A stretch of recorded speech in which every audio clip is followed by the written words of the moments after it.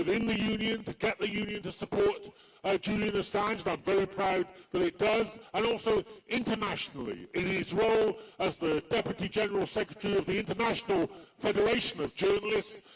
He's here today, Tim Dawson, and it's very important that we have this Union support, because when the American government and others say that Julian Assange is not a journalist, it's very important that the entire global community of journalists in trade unions say, yes, he is.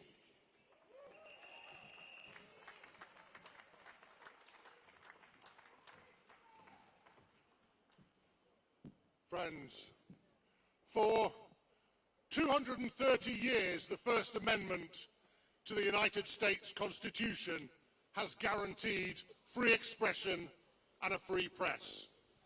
It safeguarded the New York Times, the Washington Post, and countless other publications in the United States. And you might imagine that it would also offer protection to Julian Assange.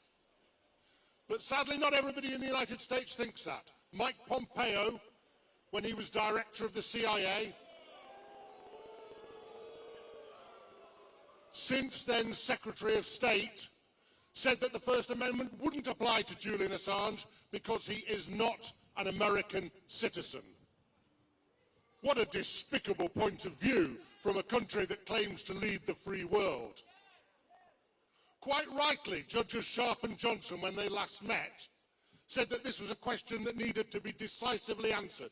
They needed to know from the United States government, yes or no, would the First Amendment protect free expression in the case of Julian Assange? So they sought an assurance. Unfortunately, the assurance that has come back is anything other than clear. Where they might have offered a straightforward yes or no, they said Julian Assange may apply for protection and it will then be at the discretion of the court. So what Judges Johnson and Sharp have to determine is whether that is a promise that we can trust. And not only must they examine the words of that promise, which I would say are dangerously equivocal, they must also consider who it is that has made that assurance. It's an administration that we know conspired to steal nappies to try and establish the paternity of a child. It's an administration that relentlessly bugged Julian Assange's meetings with his lawyers. It's an administration that deployed countless officer hours within the CIA plotting to murder Julian Assange on the streets of London, a plan they only abandoned late in the day when the MI6 said, actually, we're not so keen on political assassinations in our own capital city. So the question that the judges must determine is, can we trust an administration that acts in such a way? And I say no, no, no.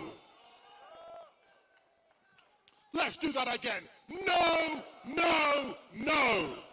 The only option at this stage to safeguard a free press and to safeguard free expression is to free Julian Assange. Let's encourage the court to do that. Free Julian Assange! Free Julian Assange! Free Julian Assange! Julian Assange! Now let me tell you, whatever is the decision today, and I hope it's the right one, but we must stand resolute, whatever the decision is, to continue to defend the free expression, to continue to defend Julian Assange. I give you my assurance that the National Union of Journalists and the International Federation of Journalists will be side by side in that fight wherever it takes us. Free Julian Assange!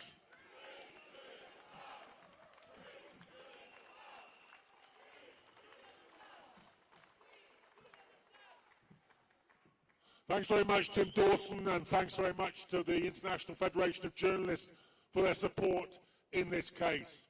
Now, our next guest this morning is somebody who I meet regularly, and I meet her regularly because she is there when anybody who is oppressed or downtrodden, when anybody who needs help fighting the system is engaged in a struggle.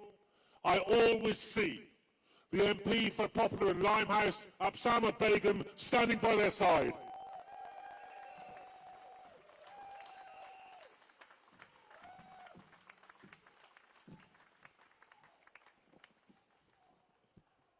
As others have made very clear this morning, this case has profound consequences for press freedom and democracy around the world.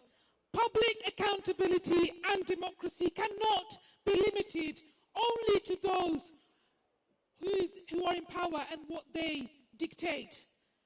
We must be absolutely clear.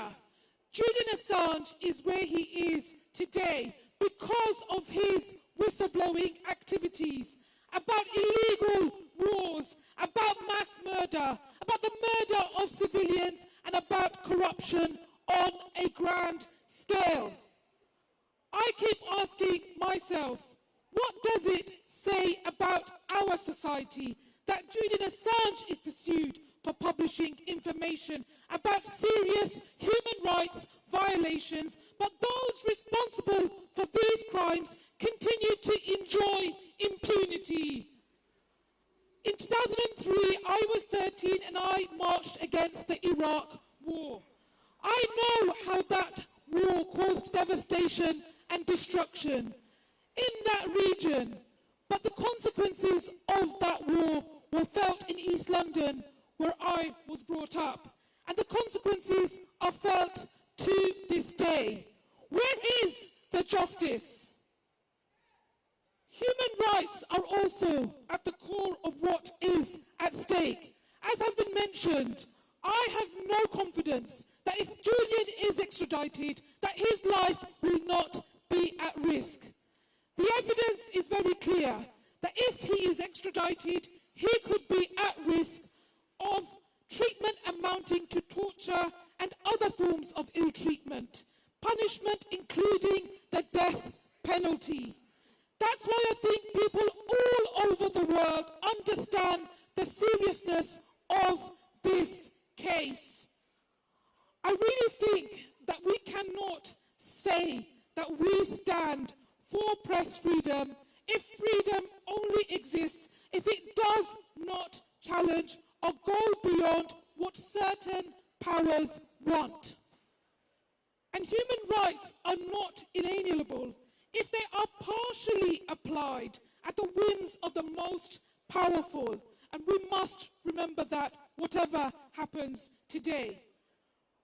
Press freedom and human rights are exactly about protecting people against the tyrannies of power.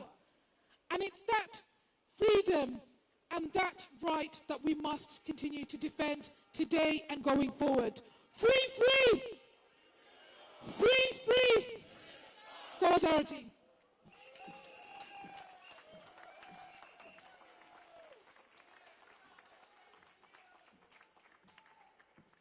Thanks very much, Absama.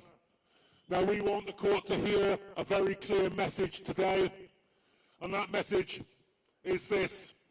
There's only one decision. There's only one decision. There's only one decision. Okay, now my next speaker is somebody who had the privilege to be an MP in the South African Parliament and worked alongside Nelson Mandela. So he has an illustrious past. He has a magnificent present as an activist against war, and I hope that he's going to have an equally illustrious future because he's standing against Keir Starmer in the next general election. Please welcome Andrew Feinstein.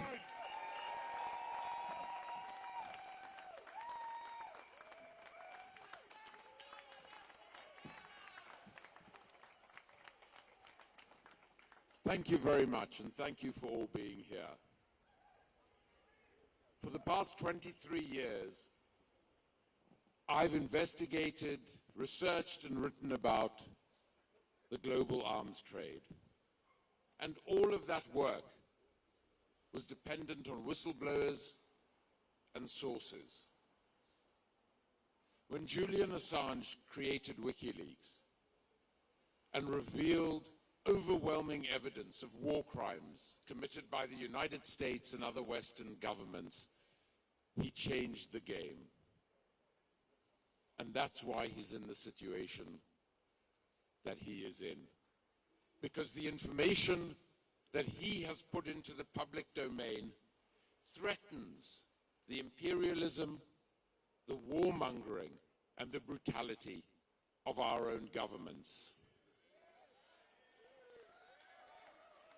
But in addition to that, it's important to understand that what Julian has done has threatened the very basis of our politics, which is secrecy and corruption.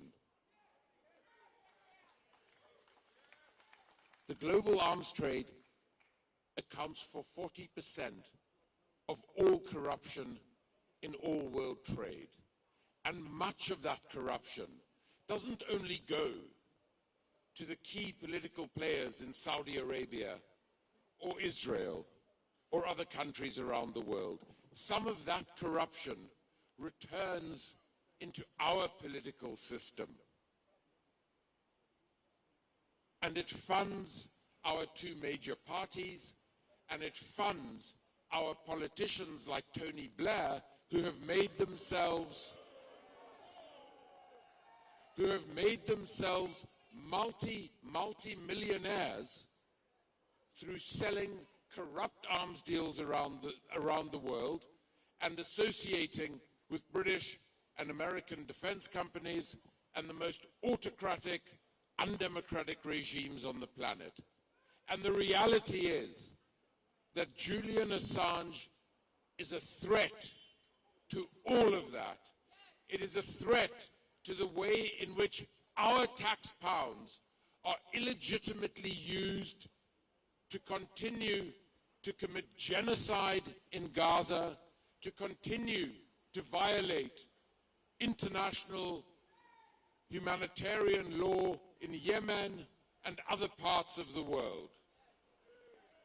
So the reality is, today and until he is free, we are all Julian Assange.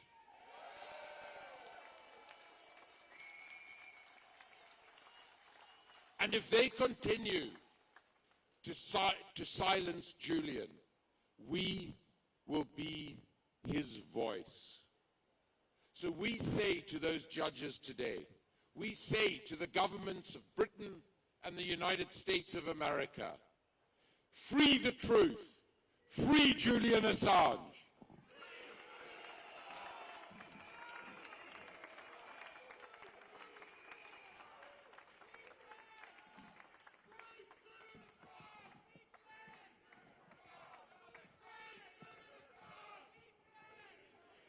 Now, my next speaker is someone who's represented this country as foreign ambassador, but I would say that his most outstanding work on behalf of ordinary people in this country has been his relentless campaigning to free Julian Assange. His writing and reporting on the court hearings have been second to none. Please give a warm welcome to someone who hasn't stinted, has not stinted in his support for Julian Assange. Welcome, Craig Murray.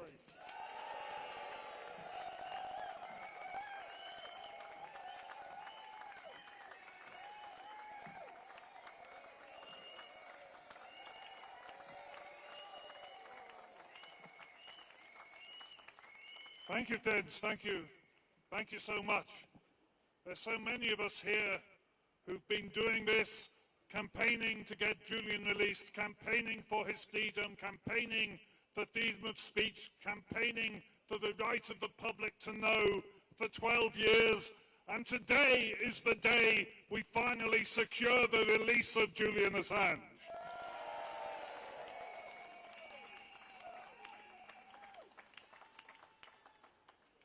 In the last judgment, the court asked for two assurances from the United States government. They asked for an assurance on the death penalty, which they received. They asked for an assurance that he would not be debarred from seeking the protection of the First Amendment on the grounds of his nationality. Now, the court did not ask for an assurance that the First Amendment argument would prevail over the so-called national security argument, although when your national security apparently relies on concealing war crimes, you have to ask what national security really means at all. But they did not ask for an assurance that the First Amendment argument would prevail over all other arguments. They did ask specifically for an assurance that the First Amendment would not be debarred on the grounds of nationality. And that assurance has not been given. What they have said is he can seek to argue for First Amendment protection. Now, when the court has asked specifically for an assurance, and when the court has blatantly not been given that assurance, if the court still allows the extradition to go ahead, that is an end to any pretense of the rule of law in this country.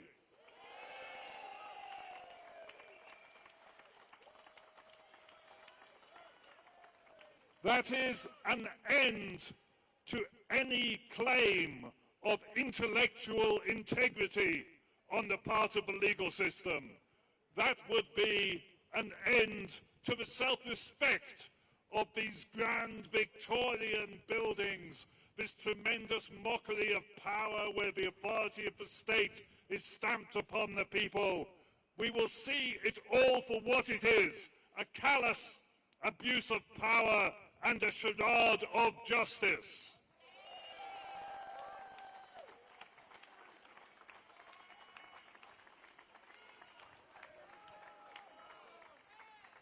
But let me tell you this.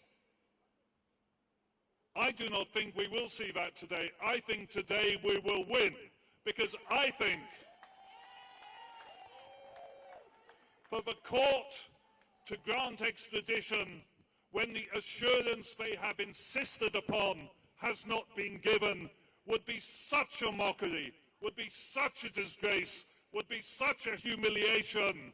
It is a step too far even for this institution. I think today is a day we see Julian free at last. Thank you.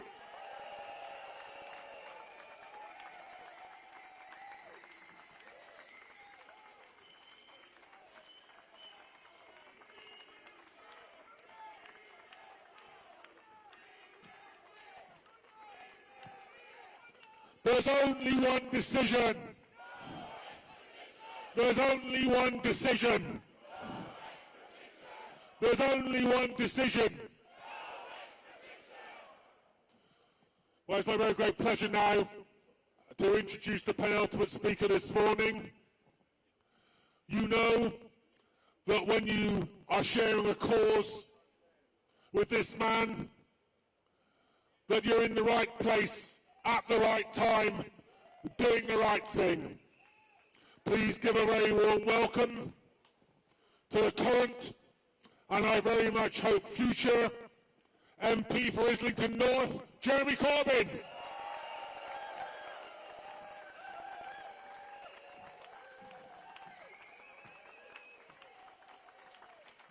Thank you, John. And first, a big thank you to everyone that's come down here this morning to show their support for Julian Assange on this absolutely crucial day in this horrendous legal battle and nightmare that's now gone on for 10 years where Julian is concerned. The issue is that Julian is a journalist. Julian is a very brave, very focused man who searches for the truth. And he goes in that search wherever the evidence suggests he should. And in that search for truth, he exposed, in devastating clarity, exactly what the United States was doing in Afghanistan, in Iraq, and many other places around the world where not just the USA, but other governments and huge corporations were making money, destroying people's lives, illegally selling arms, dealing with corruption by bribing people, and he exposed all of that. He was then threatened with a legal action from the United States under the Espionage Act and has fought that case ever since. Julian's reward for speaking out, I believe, on behalf of all of us who want to live in a world of peace and security and recognize you get peace and security by dealing with injustice, inequality, and unaccountable power. You don't get it by bombing people. He has done so much to point that way to a more open and free world. His reward has been 10 years of legal struggle, including now 5 years in the prison in Belmarsh, a maximum security prison, and he's not convicted of anything. He is a remand prisoner in a maximum security prison. Even that is a bit unusual.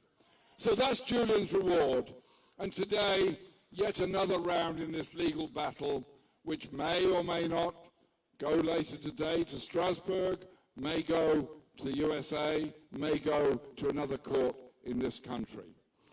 Julian's reward is the eternal punishment of legal threats against him and his very existence, because we all know what would happen if he went to the USA. It would be a life sentence. However, those people that ordered the bombings in Afghanistan, that took us into that war, that ordered the bombing in Abu Ghraib, that ordered the destruction of so much civilian life, and those corporate criminals that have destroyed so much of the lives of the poorest people in the poorest parts of the world. Their rewards are honors, their rewards are money, their rewards are positions, their rewards are their virtues being extolled in the world's media. Well, I know which side I'm on, you know which side you're on, and that is the cause of Julian Assange.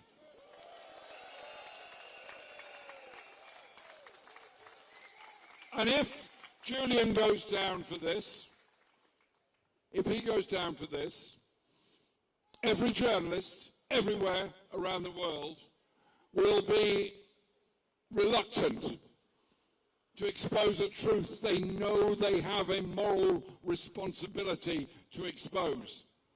That will be their response. It will be a suppression of our access to truth, a suppression of our access to knowledge, a suppression of our democratic right to know. So Julian's case has massive implications all around the world.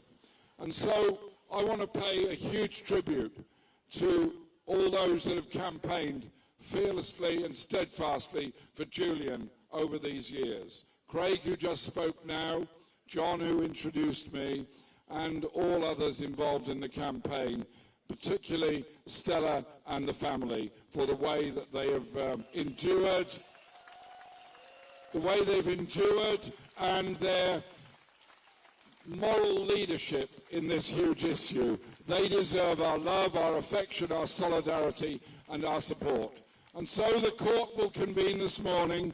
I do not know what the result of that's going to be any more than anybody else in this street does today. But I do know that whatever the next event is, we will be there, we will not give up, we will not walk away, we will always be standing alongside Julian Assange. And the final thing I'd say is this, to any journalists around the world who think they can ignore this story, it's all to do with espionage and criminals and crooks and so on, think again.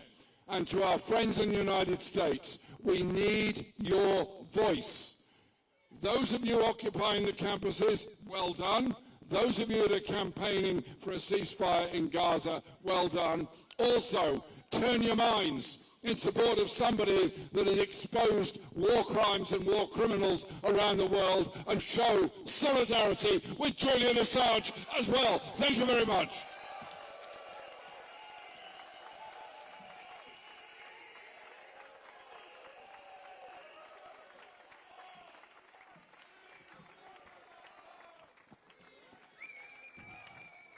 Thanks so much, Jeremy Corbyn. Thank you for your support.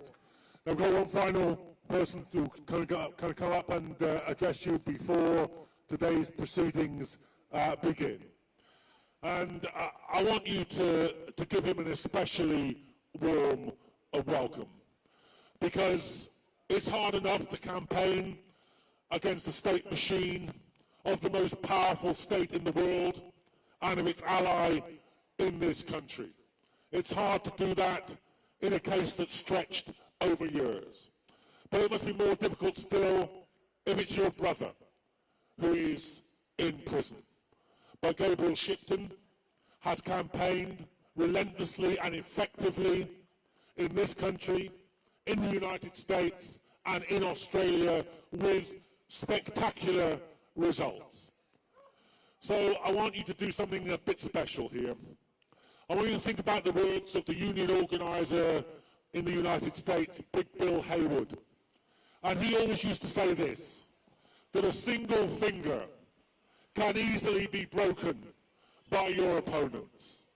But if you bind your fingers together into a fist, they can never break a fist. So raise your fist and give a welcome to Gabriel Shipton.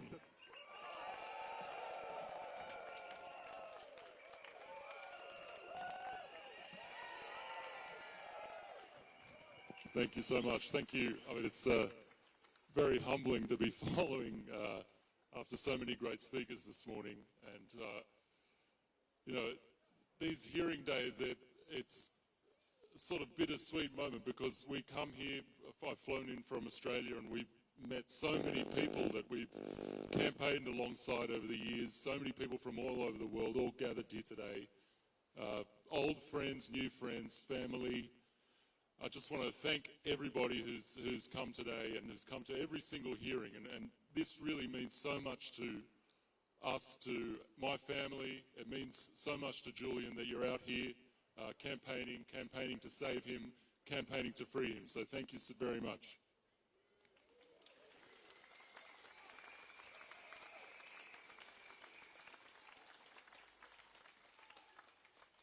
I think we're closer now to Julian's freedom than we have ever been. Just a couple of months ago, we saw in the United States that President Joe Biden said he's considering dropping the charges against Julian. We saw a presidential candidate in Robert Kennedy Jr.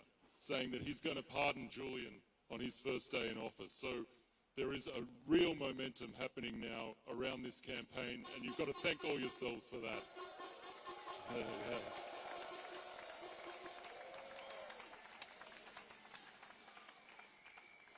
But what we need today is we need these judges inside this court to see through this bait and switch assurance that the US has given. They will say anything to get Julian onto their soil, and it's up to these British courts to stop them and to rule in Julian's favour today and to set him free. Can I get one more chant for everyone? So, free, free, Julian Assange.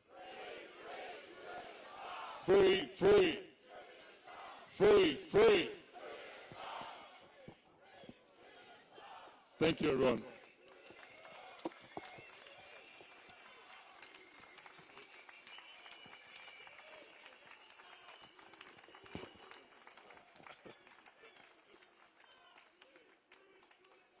Okay, thank you very much, Gabriel Shipton, and thank you to all of you who turned out this morning to support Julian Assange and to demand that the free press is returned to the people who need it most, and that's the ordinary people of this country and the ordinary citizens of the globe. So thanks very much for being here. We'll be reporting back to you about what we know about what's happening in court, at lunchtime, and at the end, obviously, there'll be statements from Stella Assange and from supporters about the result of today's hearing. But no matter how that goes, there will still be a fight to be fought, and we're looking to you to be at the heart of that fight. Thanks very much for coming.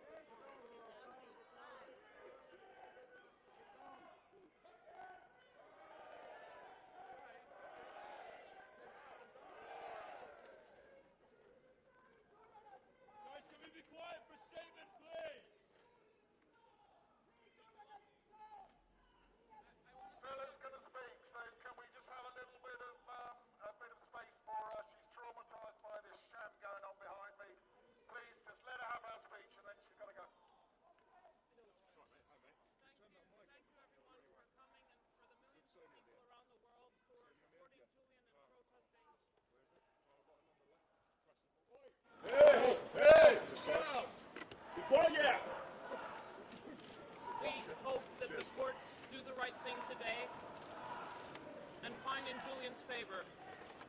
But if they don't, we will take an emergency injunction. We will seek an emergency injunction from the European Court of Human Rights. Thank you. How is Julian doing?